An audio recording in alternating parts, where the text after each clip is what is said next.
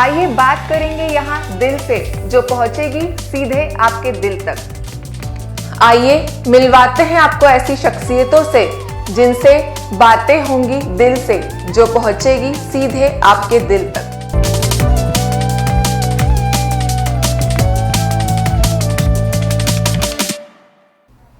अक्सर लोग सड़क से गुजरते वक्त मूक बधिरों को इशारों में बात करते हुए देखते हैं, तो या तो उन पर दया दिखाते हैं या उन पर हंसने लगते हैं। लेकिन बहुत कम लोग ऐसे होते हैं जो उनकी समस्या को समझते हैं और उसका समाधान करने की कोशिश करते हैं। आज हम आपको जिस शख्सियत से मिलवाने जा रहे हैं, उन्होंने न केवल मूक बधिरों की समस्या को समझा, बल्कि उन समस्या के समाधान के लिए अपनी पूरी जिंदगी झोंक दी। नमस्कार, मैं हूँ सुमेधा। शख्सियत दिल से में आपका बहुत बहुत स्वागत है। आज हम मिलने जा रहे हैं पुरोहित दंपत्ति से, जो दो नहीं, पुरोहित दंपत्ति मैंने इसलिए बोला क्योंकि ये दो नहीं बल्कि एक यूनिट है और दोनों एक दूसरे का हाथ थामकर, हम सफर बनकर एक ही उद्देश्य के साथ आगे बढ़ रहे हैं। नमस्कार, आपका बहुत बहुत स्वागत है एमपी न्यूज के खास शो में। नमस्कार। अब तक आपने पुरोहित जी और मोनिका जी को सड़क पर या तो मूक बधिरों की परेशानी का समाधान करते हुए देखा होगा, या कहीं पसीना बहाते हुए देखा होगा, या किसी न किसी कमजोर व्यक्ति या दिव्यांग की मदद करते हुए देखा होगा। लेकिन आज हम आपको बताएंगे कि इनकी निजी जिंदगी क्या है और इनकी जिंदगी से जुड़े कुछ अनछुए पहलू जो आपने अब तक नहीं देखे हैं, नहीं सुने हैं। तो सबसे पहले मैं आपसे जानना चाहूंगी कि आपकी जिद, जुनून, जज्बे ने आपको दिव्यांगों की सेवा करने के लिए इतना तत्पर किया, लेकिन बहुत कम लोग ऐसे होते हैं कि हमसफर ऐसा मिल जाए कि वो भी उसी मकसद के साथ कदम से कदम बढ़ाकर चलने लगे। तो ये कैसे संभव हो सका? क्योंकि अक्सर माना जाता है कि पति पत्नियों के लिए जोक भी होते हैं कि एक पूरब है तो एक पश्चिम है, कि दोनों एक राह नहीं चल सकते।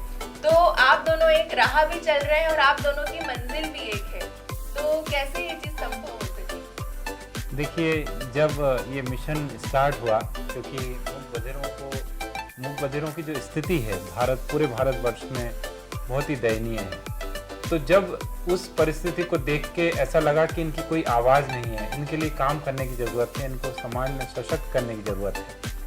और ख़ास तौर पे दिव्यांग जो बालिकाएं हैं, महिलाएं हैं, उनके साथ कई प्रकार के शोषण की घटनाएं पूरे देश में हो रही थीं। लगातार मैं जैसे ट्रांसलेशन के लिए, उनकी संवाद को समझने के लिए जाता था, उनकी मदद करने जाता था, तो मुझे एक ऐसी लड़की की तलाश थी जो मेरी इस काम में सहभागी हो सके और वो उनकी समस्याओं को समझे, और जो हमारे न्याय की जो व्यवस्था है, चाहे वो पुलिस प्रशासन हो, चाहे वो कोर्ट कचहरी हो, वहाँ तक अच्छे से रख सके। तो ऐसी स्थिति में मुझे ये लगा कि क्या मेरे सपनों को पूरा करने के लिए एक कोई ऐसी लड़की मिलेगी। तो एक विज्ञापन मैंने अखबार में ये बहुत ही इनकी जिंदगी से जुड़ी बहुत ही मजेदार बात है कि लोग बहुत, आपने कभी नहीं सुना होगा कि शादी करने के लिए पेपर में इश्तेहार दिया हो। पुरोहित जी ने इश्तेहार दिया था और ये कहानी यही बताएंगे कि इस इश्तेहार के जरिए मोनिका जी उनको कैसे मिली। जी, ये विज्ञापन मैंने दिया कि मैं ऐसा काम कर रहा हूँ जो दिव्यांग जन के लिए है और मैं सामाजिक कार्य करने में इच्छुक, जो मेरे कंधे से कंधा मिलाकर कार्य कर सके, ऐसी मुझे लड़की चाहिए। और ये विज्ञापन के तत्काल बाद हमारी मुलाकात हुई मोनिका जी से, और मुझे वो चीज़ दिखी कि मोनिका जो है वास्तव में दुर्गा के रूप में होगी, क्योंकि हॉरोस्कोप में मोनिका जी का नाम दुर्गा ही है। और वास्तव में पूरे देश भर में जो दिव्यांग बालिकाएं हैं जिनके साथ ये शोषण की घटनाएं थीं, तो वहाँ मुझे एक ऐसी ही लड़की की तलाश थी, और वो तलाश मेरी पूरी हुई और हमारा विवाह संपन्न हुआ। जी, तो क्या मोनिका जी आपने वो इश्तेहार देखा था और आज तक आपको उसकी कुछ लाइनें याद है कि क्या था उस इश्तेहार? हाँ, मैंने इश्तेहार देखा था और उसमें लिखा था कि MSW होना चाहिए जो साथ में दिव्यांग बच्चों के लिए काम करने के लिए तैयार हो। मेरे फादर ने बोला कि क्या आप यहाँ संपर्क कर सकते हैं, तो मैंने कहा आपकी इच्छा। फिर संपर्क करा उन्होंने, तो पता चला कि ये तो मेरे इमीडिएट सीनियर थे, पर कॉलेज में तो हमको कुछ पता ही नहीं था ऐसा कि हम लोग कभी शादी भी करेंगे। तो ये अपने अपने फ्रेंड के साथ हमारे घर आए और हम लोग मुलाकात हुई, और फिर जब इनके जाने के बाद मदर ने पूछा कि ये इनसे शादी तुम्हारी कर सकते हैं क्या, तो मेरे को पहला लगा, फिर मैंने कहा हाँ कर सकते हैं, अच्छा लड़का है, हम लोग की शादी हुई ऐसे। अच्छा सर आनंद सर्विस सोसाइटी के संस्थापक हैं और आप भी उसी में जुड़ गई, तो क्या आपका पहले से ऐसा कुछ प्लानिंग था कि मुझे भी इसी क्षेत्र में काम करना है? मुझे बहुत ज़्यादा ऐसा प्लानिंग तो नहीं था कि मैं डिसेबिलिटी में ही काम करूँगी, लेकिन मुझे ये पता था कि मेरे को अपने लाइफ पार्टनर को हमेशा सपोर्ट करना है, क्योंकि मेरी मदर ने यही बोला था कि अगर तुम सक्सेस रहना चाहती हो जीवन में, अपने निजी जीवन में, तो अपने जो लाइफ पार्टनर है उसके साथ में अगर जितना आप इमोशनली अटैच हो जाओगी, उसके साथ हमेशा अटैच रहोगी ना, तो आपकी लाइफ में सक्सेस मिलेगा आपको। सो वो बस एक इतना ही मेरे पास में पॉइंट था, और मैं आई और ये मुझे इन्होंने बोला कि मैं पहले जॉब करती थी, बोले कि नहीं तुम जॉब मत करो, हम ये काम करेंगे, तो मैंने बिल्कुल सहर्ष उसको माना कि ठीक है हम इसी मिशन में काम करेंगे साथ में। सर ने अपने भाई की स्मृति में आनंद सर्विस सोसाइटी की स्थापना की थी और अब तक इस संस्था के माध्यम से करीब 25,000 से ज़्यादा दिव्यांग बच्चे शिक्षित हो चुके हैं, और इस नेक काम को करने में आप दोनों का एक दूसरे को साथ मिलता रहा, जो अब तक जारी है। और आगे की आपकी अभी क्या प्लानिंग है कि कैसे आप और चाहते हैं कि मूक बधिर बच्चों की, युवाओं की और उन्नति हो? एक्चुअल में अब जो हमारा टारगेट है, जैसे सबको मालूम है कि गीता जो पाकिस्तान से आई, जो मूक बधिर है, वो उसको रखने की समस्या, ऐसे कई गीता जैसे हिंदुस्तान में बहुत सारी बालिकाएं हैं, महिलाएं हैं, मूक बधिर हैं, जो कि वन स्टॉप सेंटर तक पहुंचती हैं, और जो अलग अलग नारी आश्रम नारी जो उद्धार गृह हैं, उनके लिए स्वाधार गृह बने हुए हैं, वहाँ पर इनको रखने में परेशानी आ रही है। तो हम लोग अब इस समस्या पर एड्रेस करना चाह रहे हैं कि हम एक मतलब आनंद गृह बनाएं, जहाँ पर जो ठुकराए हुए हैं, हम लोग जो अब लगातार फेस कर रहे हैं, एक फर्स्ट फेज़ में जो उनको न्याय दिलाने के लिए काम करना था, मैंने मोनिका जी ने मिलकर काम किया है, और 300 से ज़्यादा केसेस में सज़ा भी हो चुकी है। शायद हम लोग, ईश्वर ने हमको चुना, हम दोनों को चुना, और हम दोनों के कारण ही वो केस पुलिस थानों तक पहुँचे, न्यायालय तक पहुँचे, और 300 से ज़्यादा मामलों में लोगों को सज़ा हुई है जिन्होंने मूक बधिर बालिकाओं के साथ गलत काम किया। लेकिन प्रश्न आता है कि उनको रखने के लिए व्यवस्था, क्योंकि कई बार परिवार भी उनका तिरस्कार करते हैं, और यदि वो ऑर्फन हैं, मतलब यदि माता पिता की डेथ हो गई है, तो उनको सुरक्षित एक स्थान नहीं है। तो अभी हमारा मिशन उस तरफ चल रहा है कि हम पूरी उम्मीद करेंगे कि आपका ये मिशन बहुत जल्दी पूरा हो और मूक बधिर बच्चों को न्याय मिले, जो परिवार जो चीज़ उनके लिए नहीं कर पा रहा है वो आपके माध्यम से। अब मैं आपसे ये जानना चाहूँगी कि जीवन संगिनी के तौर पर आपको मोनिका जी मिली है, तो आप कैसा अनुभव करते हैं, क्योंकि साथ में काम भी करना और अपनी जीवन की गाड़ी भी चलाना, तो ये इन सब में बैलेंस आप कैसे जमा कर पाते हैं? देखिए, मोनिका जी ने मुझे कंधे से कंधा मिलाकर हर मोर्चे पर मदद की है। तो शायद कभी कभी बर्तन मांजने का काम भी हमने किया, क्योंकि लगता है कि मोनिका जी मेरे जब कंधे से कंधा मिलाकर काम कर रहे हैं, मतलब जब ऑफिशियल काम में मेरी हेल्प कर रहे हैं, तो मैं किचन में इनकी क्यों नहीं हेल्प कर सकता। बात है कि पुरुषों का जो एक ईगो रहता है उसको अलग रखकर घर में भी काम में हाथ बटाना, तो क्या वाकई में सर घर में काम में हाथ नो डाउट वो बोल रहे हैं, बिल्कुल सही है। अच्छा। और मतलब मुझे जीवन में इनसे अच्छा लाइफ पार्टनर मिल ही नहीं सकता था, बिल्कुल मानती हूँ। बहुत ध्यान रखते हैं, बहुत प्यार करते हैं और सम्मान भी देते हैं साथ में। तो एक लाइफ पार्टनर को यही सब चीज़ें तो अक्सर खास है। आपको पुलिस थानों में, कभी कलेक्टर ऑफिस में, सार्वजनिक किसी कार्यक्रम में आप दोनों को अक्सर साथ में देखा जाता है, तो लोगों के मन में ये प्रश्न उठता है कि ये हमेशा साथ में रहते हैं, हर प्रोग्राम में रहते हैं, तो ये घर बाहर सब कुछ कैसे हम मैनेज कर दोनों लेते हैं? हर जगह मैनेज कर लेते हैं। मतलब अगर जैसे देर हो गई ना, साथ ही आए, तो अगर कुकिंग भी करना है साथ में तो भी हेल्प की, चलो मैं प्याज काटता हूँ, हरी मिर्ची काटता हूँ, तुम सब्जी की तैयारी करो। तो हम लोग 24 घंटे साथ हैं, और साथ रहने से काम तो होता ही है, एट द सेम टाइम हमको हमारे वो जो पल होते हैं ना एक दूसरे के साथ बिताने वाले, वो कहीं कहीं वहीं मिल जाते हैं। हमको कुछ अलग से रोमांटिक पल ढूंढने की जरूरत नहीं पड़ती है। बहुत बढ़िया, बहुत अच्छी बात इन्होंने कही। और इस बीच में मैं आपको बता दूं कि इनके 2 बेटे हैं तो अब बच्चों की बात आई है तो मैं पूछना चाहूँगी कि बच्चे कैसे आपके सोशल लाइफ के साथ में एडजस्ट कर पाते हैं? क्या वो भी आपके कामों में कहीं ना कहीं जुड़ते हैं? बिल्कुल। बच्चे एक्चुअली जब छोटे थे ना बच्चे, तो उनको भी हम अपने साथ ही रखते थे, क्योंकि हमारे उस वक्त घर में ना हमारे जो father in law mother in law वो हमारे साथ में रहते थे। फादर इन लॉ जॉब में थे तो वो भोपाल में रहते थे, तो हम चारों ही प्राणी इस घर पे रहते थे, तो उनको कौन देखभाल करेगा?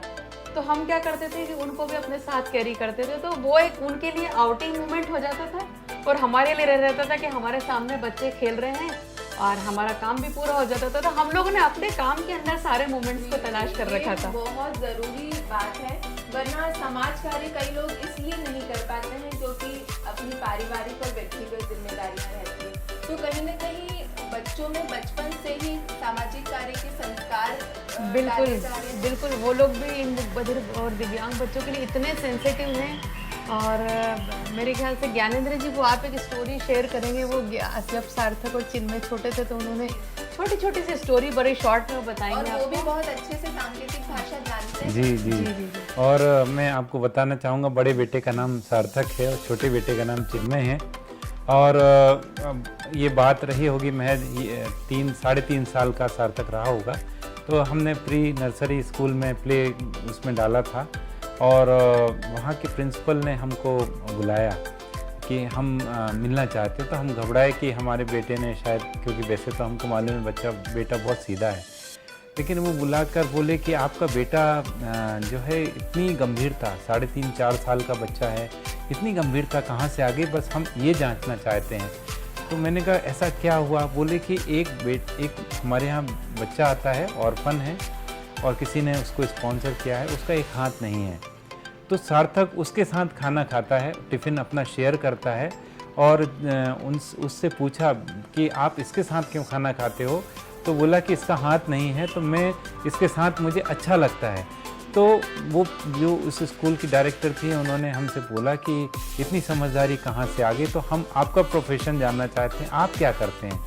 तो हमने कहा कि हम तो ये मूक बधिर बच्चों के लिए काम करते, तो उनको उसका उत्तर मिला।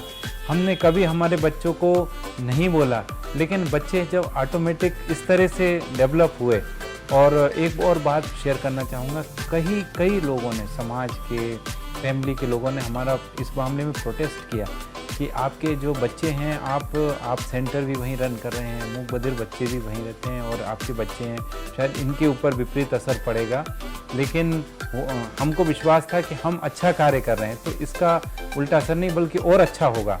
तो वास्तव में यही हुआ कि बच्चों की जो भावों की अभिव्यक्ति है और निखरी, और बच्चे बहुत अच्छे से बोलने के साथ जो हाव भाव की मुद्राएं हैं, तो शायद वो भी एक ये चीज़। हमको स्कूल से स्पेशली टीचर्स बोलती हैं कि आपके बच्चे बोलने में तो अच्छे हैं बट एक्सप्रेसिव है बहुत ज़्यादा। जब वो बताने वाले होते हैं ना तब उनकी आंखों से समझ जाते कि कोई खुशी की बात है या कुछ इस तरह की बात। बचपन से बच्चों को ऐसा माहौल दिया गया है, वो बचपन से इशारों की भाषा कहीं ना कहीं वो देख रहे हैं और समझ रहे हैं, तो उनमें वो भावनाएं बचपन से ही जागृत हो गई है। जी। और हर माता पिता को इससे सीख लेना चाहिए और एक मिसाल है सभी माता पिता के लिए कि अगर हम बचपन से ही बच्चों में संस्कारों के बीज बोएंगे तो हमें ज़रूर वो वृक्ष बहुत हरा भरा और सुखदायी ही मिलेगा, उसके फल हमेशा मीठे ही होंगे।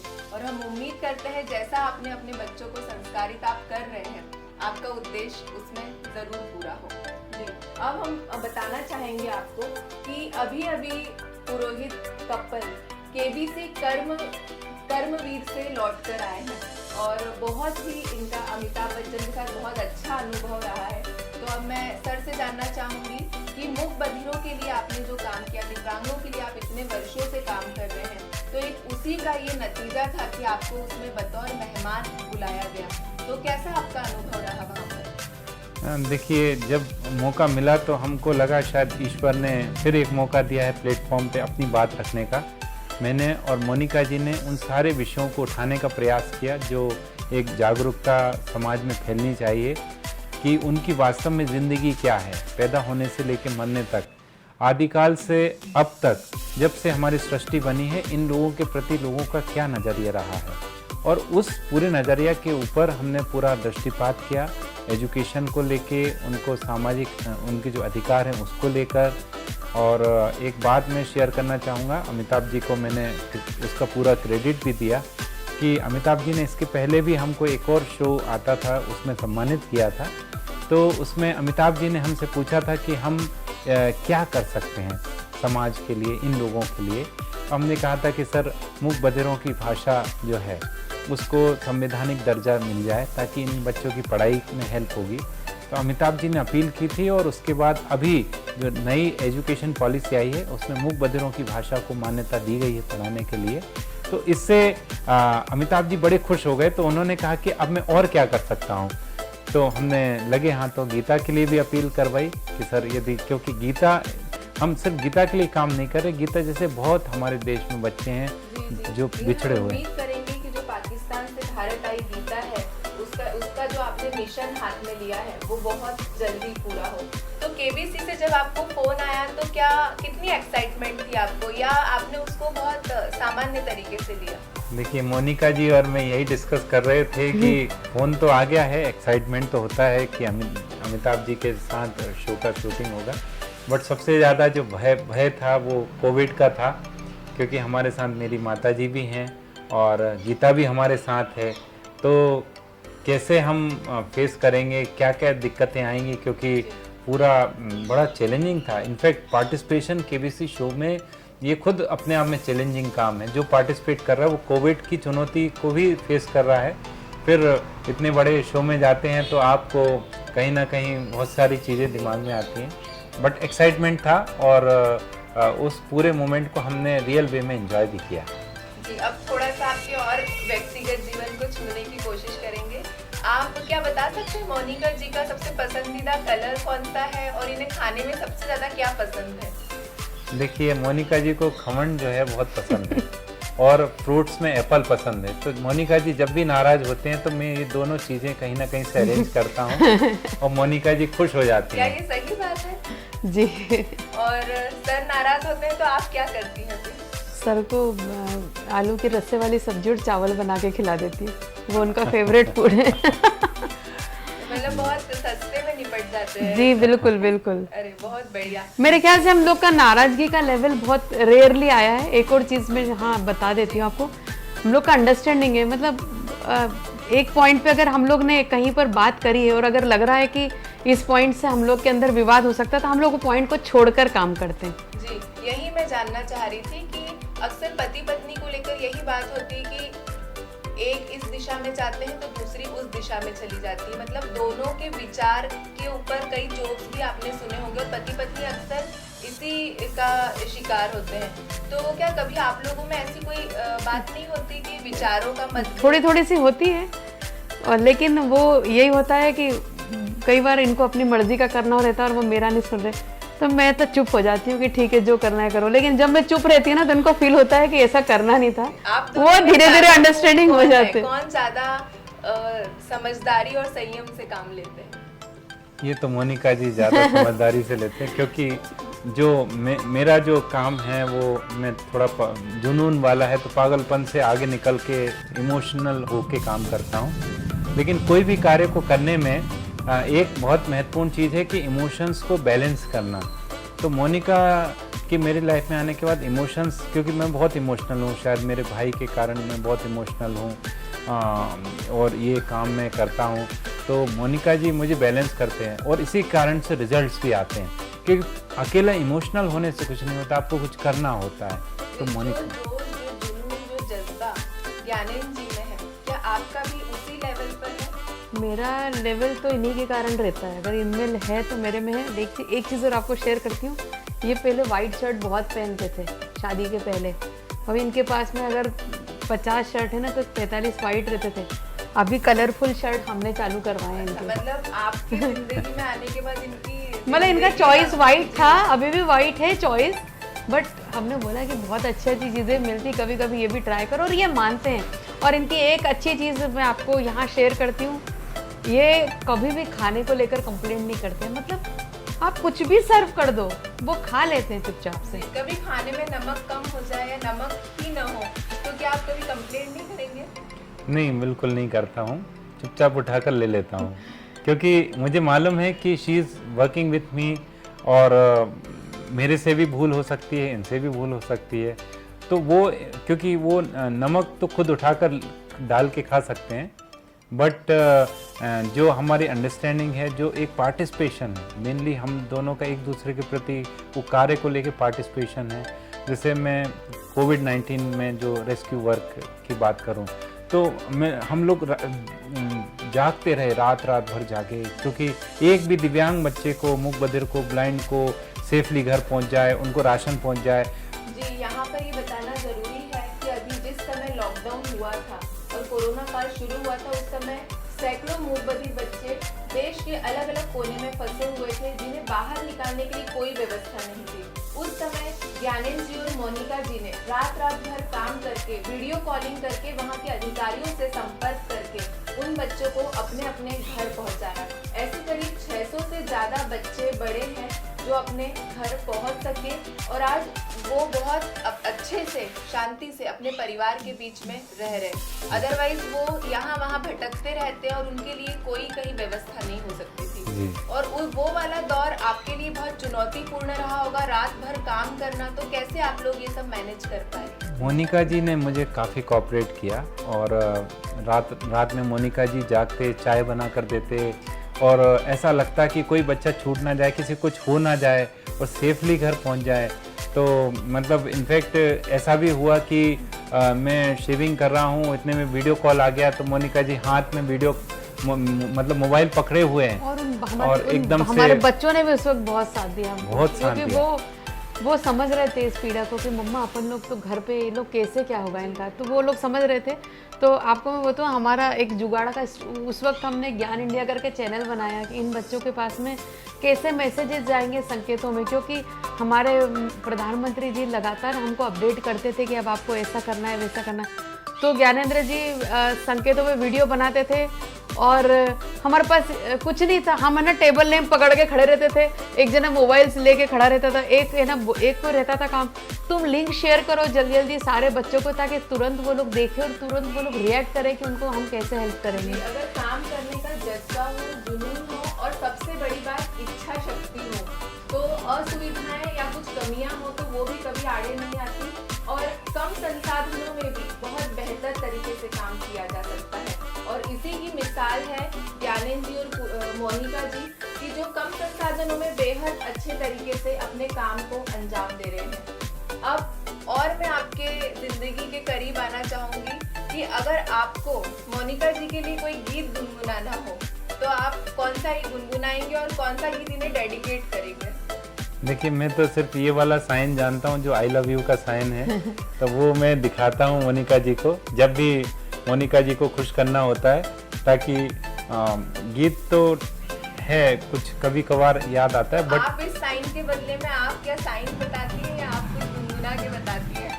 मुझे तो बस एक स्माइल आ जाती है, कितना प्यार करते हैं मुझे। बहुत बढ़िया, लेकिन हम चाहेंगे कि अगर आप कोई एक गीत गाएंगी तो बहुत अच्छा लगेगा, जो आपके दिल के करीब हो। जी, कभी गाना गुनगुनाया ही नहीं हमने तो एक दूसरे के लिए, गाने के लिए समय ही नहीं मिला कभी। हम लोग बहुत सारे साथ में जो मोमेंट्स एंजॉय करते हैं, हमारे लिए तो वही सब कुछ है। और ईश्वर ऐसे बहुत सारे हमको समय देता रहे, क्योंकि ज़िंदगी बहुत छोटी है और कोरोना पता नहीं कब किसके साथ में क्या हो जाए, इसलिए हर दिन काम करके भी एंजॉय कर लें, साथ में रहना, घर पे भी एंजॉय कर लें, क्योंकि पता नहीं क्या होगा फिर। जी बिल्कुल, पता नहीं कब क्या होगा, लेकिन आपको 2 लाइनें तो गुनगुनानी पड़ेगी। ए मेरे हम सफर, एक तेरा इंतजार, सुन सदाएं दे रही है मंजिल प्यार की। क्या बात है, ये सफर आपका ऐसे ही जारी रहे और जो आपकी मंजिल है, जो आपका लक्ष्य है, वो आपको जल्द ही मिल जाए और ऐसे ही मूक बधिर, दिव्यांग और जो भी ज़रूरतमंद है उनकी आप सेवा करते रहे। बहुत बहुत धन्यवाद। MP न्यूज़ पर बने रहिए, अगले दौर में किसी और शख्सियत से आपकी मुलाकात करवाएंगे। तब तक के लिए नमस्कार।